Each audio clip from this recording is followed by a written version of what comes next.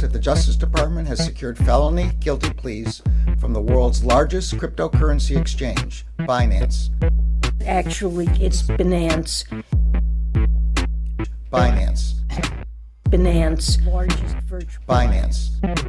Binance. And let me be clear. It's Binance. Binance. Binance. Council has discussed crypto regulations and legislations at length, and we have come to the conclusion that instead of regulating, we are going to ape a fat bag each into laptop and pump it to over $1,300,000,000,000,000,000,000,000 market cap. Let's fucking go, crackheads.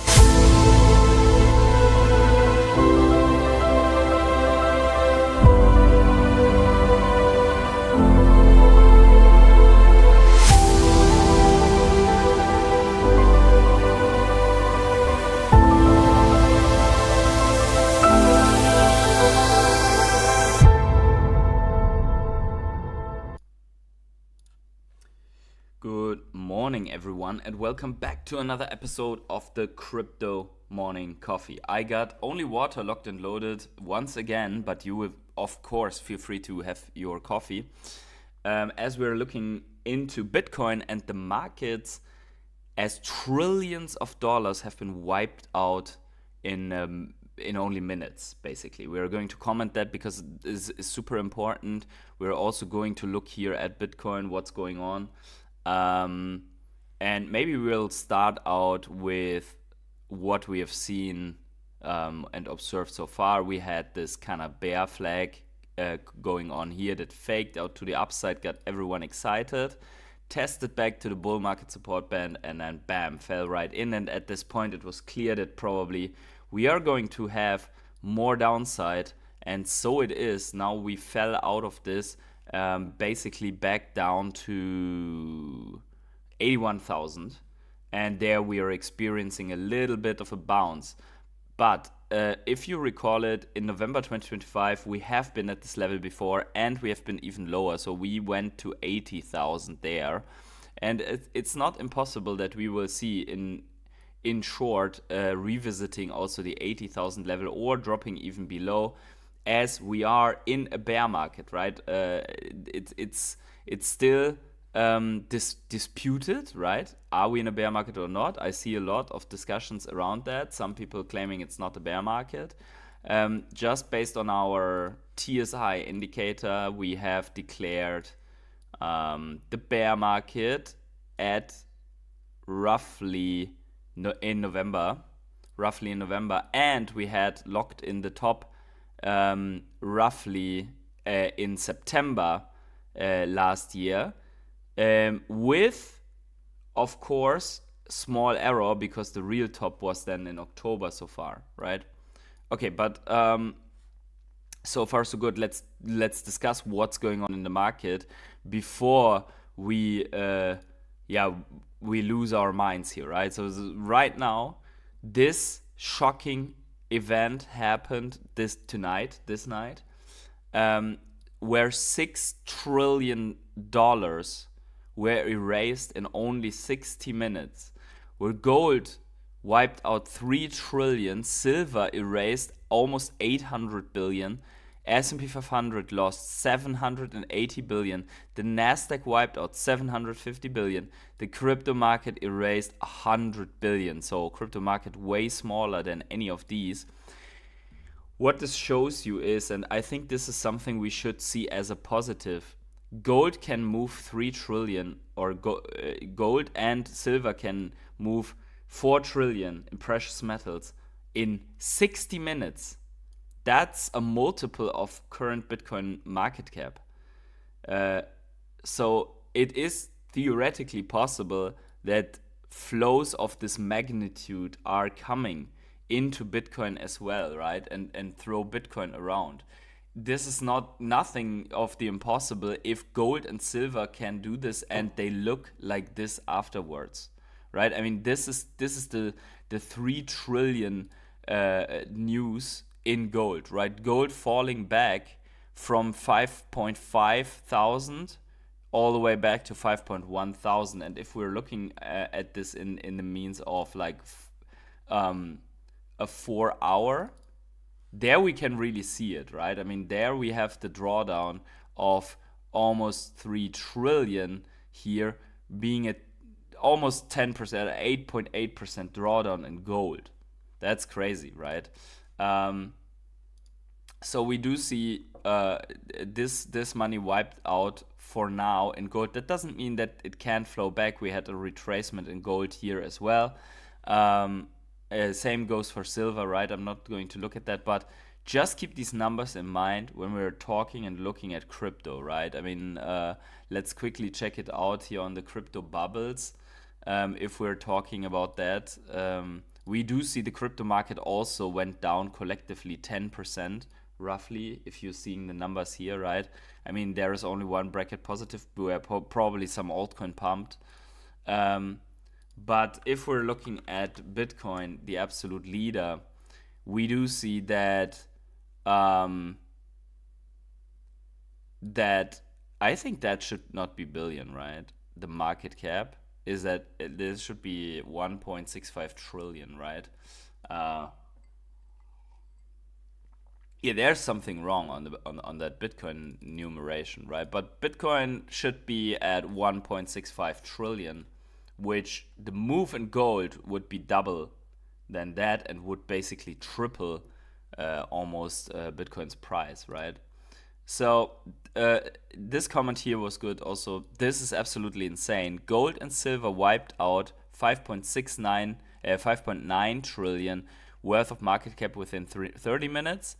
Do you understand how crazy that is? To put that in perspective, we just saw wealth equivalent to the combined GDP of UK and France evaporate in less time than it takes to order a pizza. This doesn't even feel real.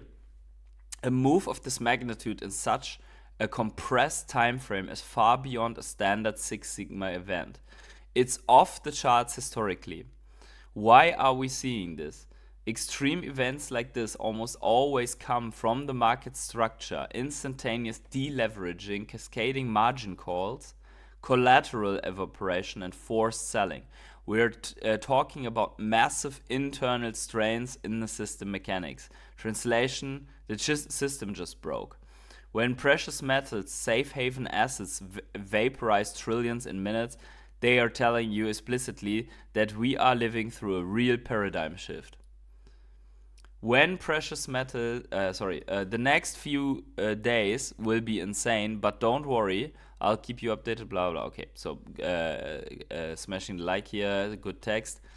But it's true, right? I mean, it's a safe haven asset. It shouldn't move like an altcoin, but it did. And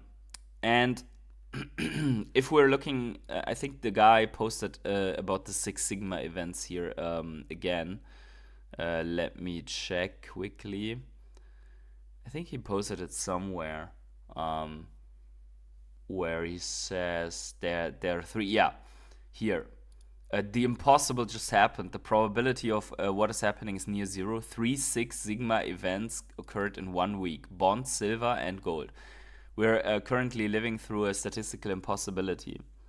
Last Tuesday, Japanese 30-year debt recorded what's called a Six Sigma session.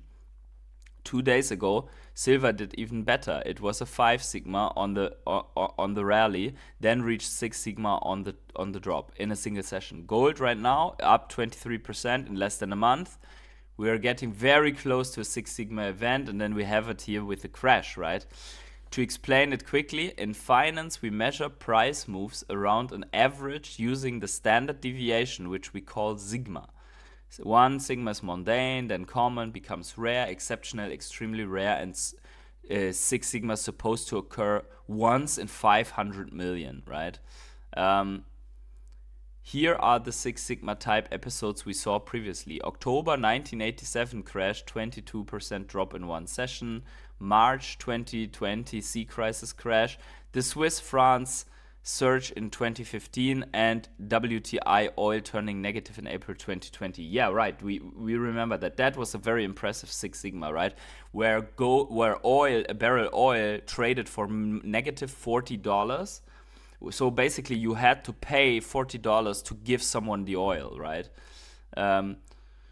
Do you see the point? A Six Sigma event is almost never triggered by a simple macro headline. It almost always comes from market structure, leverage, position that are too concentrated, margin calls, collateral problems, and forced selling. That's important to understand because we're talking about internal strains in the system's mechanic. Okay.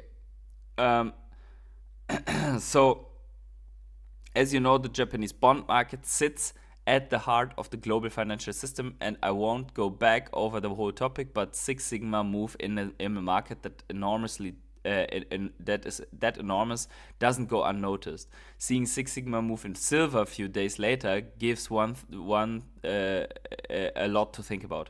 And now gold, that's absolutely insane. Why are we seeing extreme statistical events only days apart in such different markets? When a pillar of global funding becomes unstable, leverage tends to contract, and two things happen at the same time: forced selling in certain assets and forced buying of protection in others. This is I think, what the market is experiencing. This is extreme uncertainty all across the board, and they are buying protection. And the fact, and now this is important, right? The fact that Bitcoin doesn't go up on this means that whoever is buying either can't or doesn't see Bitcoin as the same protection as gold and silver. So if that's the case, then the question is who's buying. And I think for gold, it's relatively clear. It's central banks buying, and central banks are not buying Bitcoin, right? Central banks are loading up on gold. We had seen it before, and that fueled a rally out of gold, which is unprecedented. And then probably the gold rise fueled what's also happening in crypto, or happened in crypto in 2021, is like gold went so high that people that want to buy physical gold or want to buy like an entire ounce of gold said, okay, now it's getting too expensive. What's the next best thing that you can preserve? And the narrative that I saw very much is like, buy gold and buy silver, right? To protect yourself. Silver coins, always good. It's smaller. You can, like, if the zombie apocalypse happens in a third world war, blah, blah, you can use silver coins to pay, like hard money, and so on, right? This is a narrative that I saw everywhere. Like everyone was shilling silver. So probably silver is going up on the back of on the back of gold first, and then a narrative evolved that actually the whole electric vehicle and AI and data center and blah blah, all this technological boom that we're seeing that is AI driven, that also needs a lot of silver. And now everyone justifies the high prices for silver with this narrative. But in my opinion, the market move was there first, and then people adopted this narrative to justify silver. Now, there's no narrative around Bitcoin because Bitcoin is not a precious metal, right? It's finite, but it's not a precious metal. And still, I think institutions and everyone else is in discovery what to do with Bitcoin and how it can help as a store of value and safe haven asset. Now, the interesting thing is we had seen Bitcoin going up when the banks collapsed. Then people were more talking about, hey, self-custody, and I can control this, and I don't want to rely on a bank. And also when inflation was a real topic, right? Then Bitcoin was the thing where most people asked for. Right now, it's not. Right now, people somehow, or everyone in the financial system somehow pours into gold and silver, and they went even out of Bitcoin. Let's quickly check the chat. There was a message that then disappeared. What the heck? Okay, Notic Signal says, "What up, fam? This is your old fellow friend Mewtwo. Been a while. Hope you're well. Thank you very much. Good to see you." And Trucking Hank also, good morning. Good to see you. Belegari Ron Hammer, welcome to the stream. Bernard Donaldson, hey PH, how's it going? I'm still not selling. I can't believe how bad it keeps getting. Oh, this can get way worse for, like, this can get way worse for Bitcoin, right? But I don't think Bitcoin will fail or die. This is normal in bear markets, right? I mean, we're down so far from the all-time high, 34%, something like that, right? So we're not even that far down, right? This can get way worse. I mean, we can easily, without anything stupid happening, we can easily revisit here 60,000, right? We can easily go to 60,000 for Bitcoin, this like this, right? Something like this. Then you have a head and shoulders pattern or a reverse dick pattern, right? And then you come down here. And this or something like that, right? I mean, this will be curving up, so you will go to 60 something thousand. If this happens, I will, like, every time we breach a major thing, I will increase my Bitcoin savings plan. When this collapse happened, I restarted my weekly savings plan again, like below 100k. The moment that we fall through 75,000 or so, I will increase it, and then when we fall below 70,000, I will increase it again. The more we fall, the more I will increase my weekly savings plan, because I think Bitcoin is here to stay. It will come back, right? The money will not stay here. The money will not stay in gold, right? It will not stay. There's something that we should all know about, right? I mean, gold is right now the narrative. Everyone's talking about gold like it was altcoin season 2021. Gold, silver, bronze, platinum, the whole precious metal industry is going nuts, right? But what always happens is, you can see it here, with every major move, right? Here's a major move. At some point happens, and I mean, it can go up, but at some point it comes back down to this, right? To these moving averages, or even below. We see it here, right? Moving average and then below, right? It happened here. We went all the way to 1,900 and then went back to 1,000. So almost 50% correction, right? So I'm not saying that gold goes back to 2,500, but usually what happens after such a parabola, and I'm not saying it's over, right? I mean, you see it here also. It comes back down, but the money needs to go somewhere, right? I mean, it will be converted back into dollars. We see it here in the Dixie, in the DXY. The dollar had gone down quite a bit. Now, for some reason in this crash, and of course the reason is clear, the dollar went almost half of what it collapsed back up. So what I'm seeing is people took profit on somewhere market giants took profit out of gold and moved it back into the dollar, right? Fiat rug pull, it's over. Yeah, but the problem is that people always believe that the fiat rug pull is instantaneously. Let's stay on the DXY, right, which is the dollar strength against other currencies. Let's look at this. I mean, are we really like that low on the dollar in comparison to other currencies? Like, is everyone abandoning the dollar?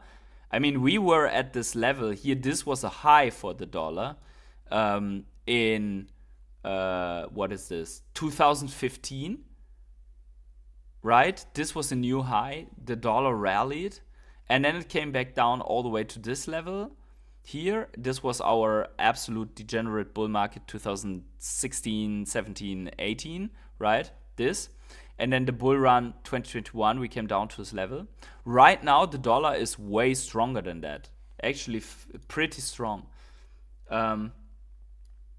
Like, we could go easily lower than that, and it's not like the rug pull that it wasn't here as well, right? I mean, this was here. Look at this. I mean, the dollar is stronger, way stronger than when Bitcoin was invented, right? When Bitcoin hit the market. There we had a real fat collapse of the dollar against other currencies, right? Until 2008, like in the 2008 crisis. So this was Lehman Brothers, 2008 crisis, and then Satoshi came out and say, you know what? Fuck this. Here's a coin that protects against everything, right? Now the question is when we'll see the protection. But the story of the dollars dying, right? Even though we have massive in the US, we see massive debt. The debt, 10 trillion needs to be rolled over this first half of the year. We are sitting here, not down there, right? I mean, we can go all the way down, and probably that would spark a massive run in assets.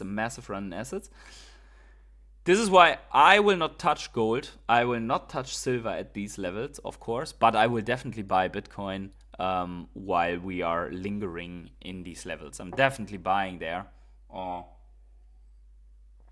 The story of Bitcoin going away and dying is told every 4 years, and every 4 years it's told in these downtrends, right?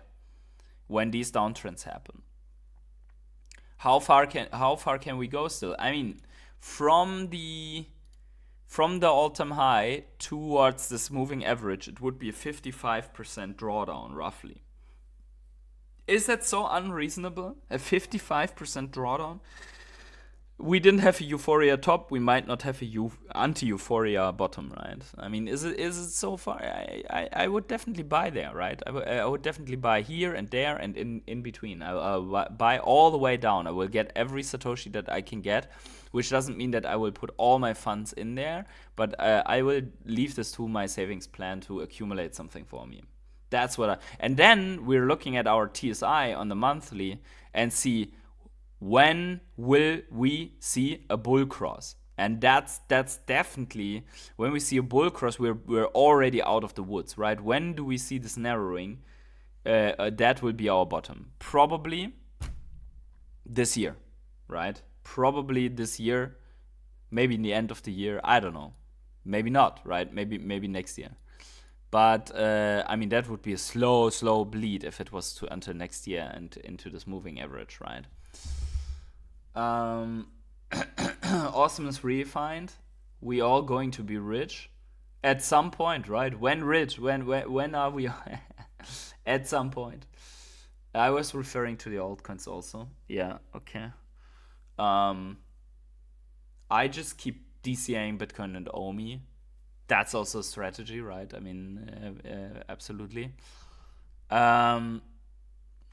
With that said, back to the good stuff. So here's something that is unprecedented, or not unprecedented, but it didn't happen since 7 years.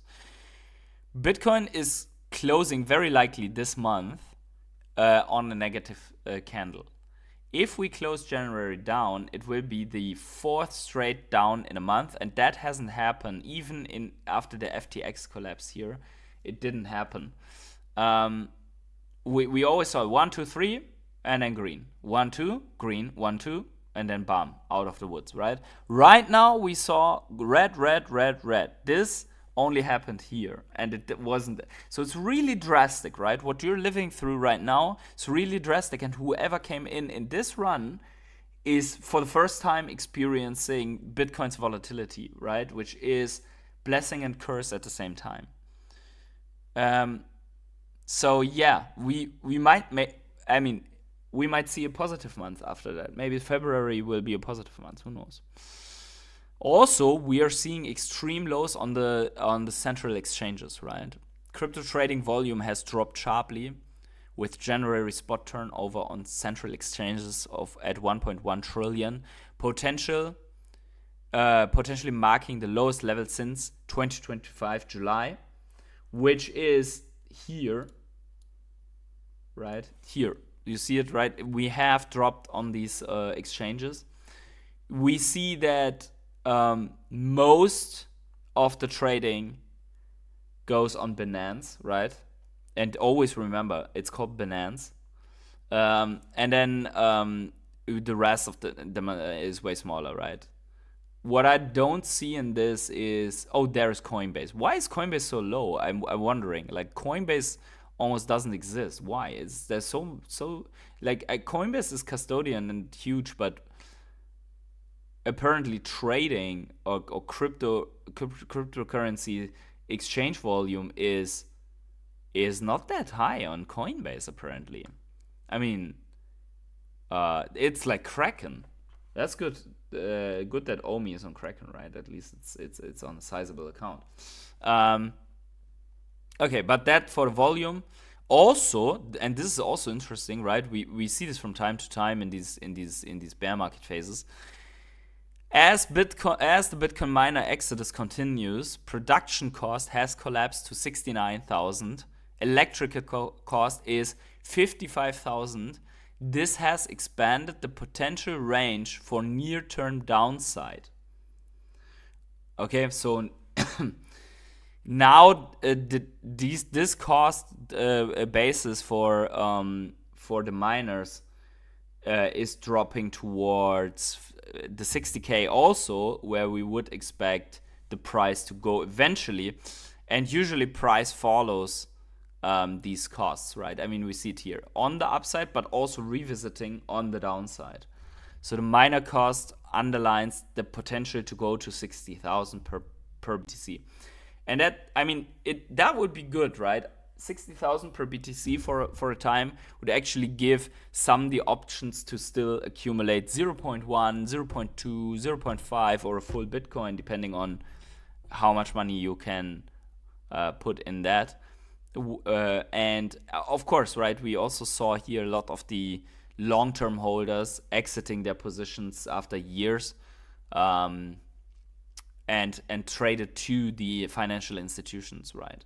I mean, that might be continuing still here, and that might have led also to sell-off. This is from Benjamin Cowen. He says the 4-year cycle isn't even broken on the Bitcoin side, at least, where there was always a Q4 top, 2025. So that would mean our top Q4 top is in 2025, right? As marked in our chart as well. And yet now we would have one full year of bear market where we already are in. And yeah, then we would go into 3 more years of upside, right?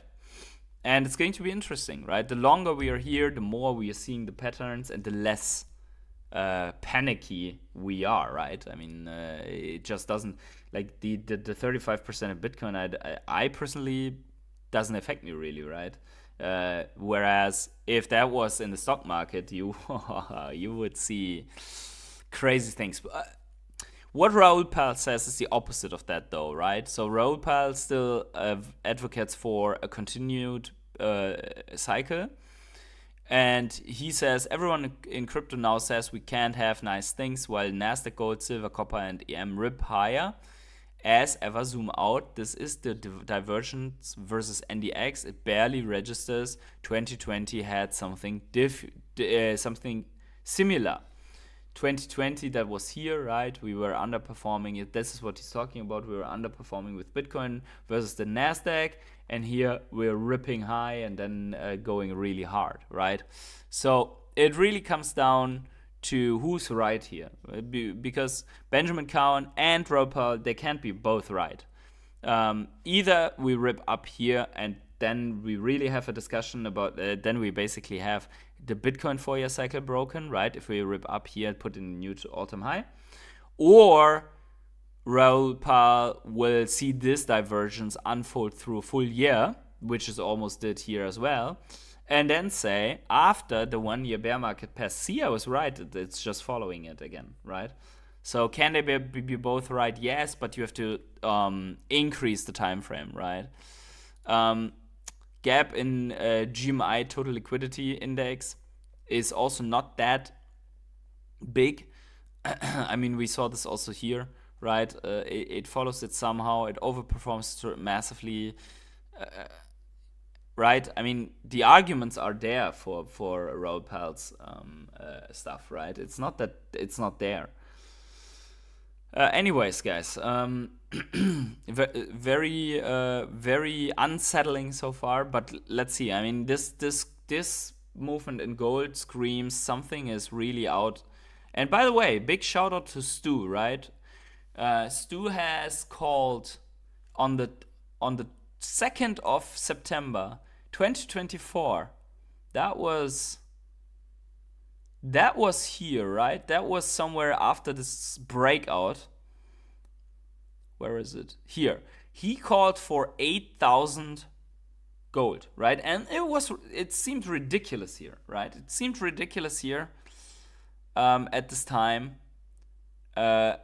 But now it doesn't so much, right? Now it doesn't look that ridiculous. I mean, we could easily go to 8,000 per gold, right? It would be insane, but we could go there. Hey, Christopher Bodo, good morning all. Good morning to you. How are you doing? Yeah, so for me is I'm buying what's down, right? I'm buying what's down. I'm not buying this. I'm buying what's down. Once in some years when, or I don't know, in a year or so when gold is coming down here, or I don't know, going like this more or less, right? Somewhere here to the 3,000 mark. Then I might be accumulating gold, but I'm not buying any more things that are up like this and have an RSI of 95, right? Never in my life. Altcoin market told me, never in my life I will do that. Instead, I will wait until RSIs look like this. Right? Things are in a massive downtrend. Everyone's crying about it, and then I want to buy it. And that situation is in Bitcoin right now. It's not quite there yet from the RSI, but for me that's good enough to DCA, right? Because we see in the bear markets on a monthly a good RSI level to look for, to really say, okay, this might be the bottom, is like 45-ish. We're not that far away from that, from these bear market levels, right? So here and here. We're not that far away, but there is still some way to go. And then once these levels are hit here, right? Then I mean we see it here. This is more or less the zone where the bottom unfolds, right? That's 44.36. This can take a while, right? I mean, this could be mid-year. This could be more to the Q3. To have, because we could bounce and go up here again, right? And then come down. So yeah, these are all potential trajectories for that, right? So Bitcoin goes down, altcoins suffer even more. Let's see. Okay. For now, for today, we are going to stay in the macro. So make sure to smash up the like button, subscribe to the channel.